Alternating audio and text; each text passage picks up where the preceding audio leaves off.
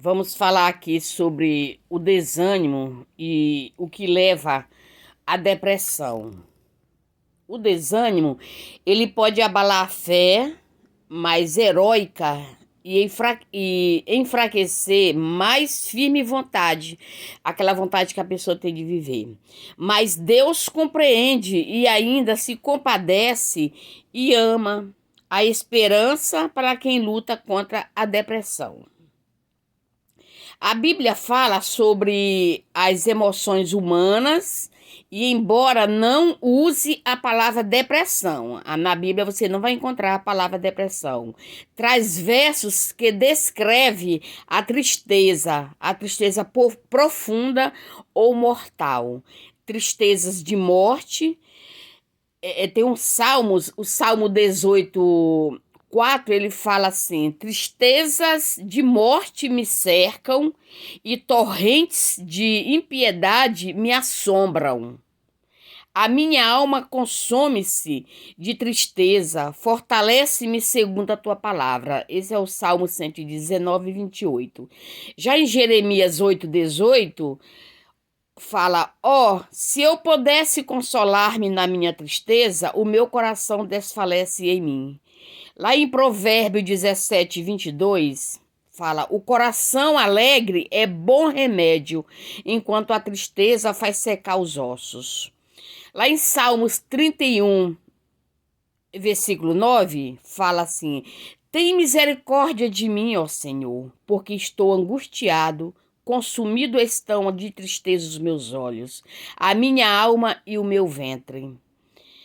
Então, na Bíblia, não fala a palavra depressão, mas descreve vários momentos dos homens de Deus que passaram por estados que comprovam o estado emocional em depressão.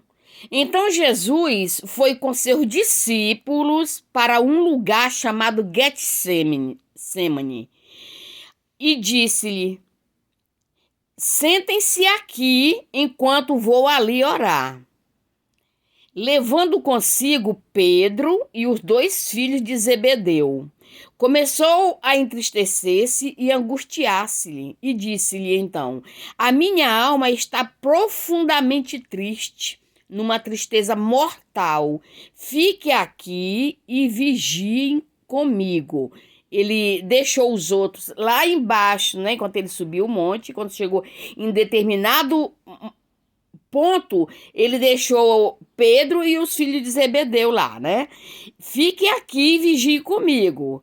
Indo um pouco mais adiante, ele prostou-se com o rosto em terra e orou: meu pai, se for possível, afasta de mim esse cálice.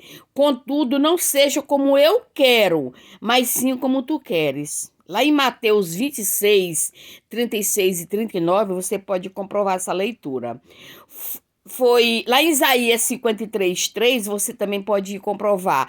Ele foi desprezado e rejeitado pelos homens, um homem de tristeza e familiarizado com o sofrimento. Algumas versões dizem homem de dores que sabe o que é sofrer. Na Bíblia não há um texto sequer que afirme que a depressão é pecado ou falta de fé.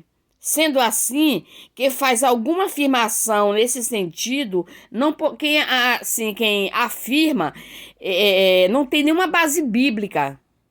Quem afirma que a depressão é falta de fé, é pecado, essas coisas e tal, não tem base bíblica nisso. Então, podemos encontrar um relato de algumas pessoas que atravessaram os momentos em que desejaram até a morte. Talvez um ponto em comum entre elas seja uma tensão, ressentimento, mágoa, mágoas que envolveram expectativa frustrante. Isso tudo sempre relacionada com outras pessoas. Elias pode ser considerado um exemplo clássico de alguém que passou pela caverna da depressão. Você pode ler essa história em 1 Reis 19. O texto descreve Elias num momento depressivo. Ele fugiu com medo de uma mulher desejando a morte. Eu corrijo esse texto, porque a Bíblia ela vem sendo renovada a cada época, né? Porque Elias, ele não fugiu de uma mulher. Ele fugiu de uma tropa de elite, de guerra, comandado por uma mulher. Não que ela foi atrás de Elias. Ela mandou a sua tropa do exército dela atrás de Elias, de um homem só. Então, mais de 1.000 homens para pegar Elias. Então, Elias teve medo e fugiu para salvar-lhe a própria vida. Em Betseba de Judá, ele deixou o seu servo e entrou no deserto, caminhando um dia, e chegou a um pé de giesta e sentou-se debaixo e orou, pedindo a morte. Já tive o bastante, ele falou para o Senhor. Então já basta, Senhor, que eu vivi. Chega, tira minha vida. Não sou melhor do que os meus antepassados.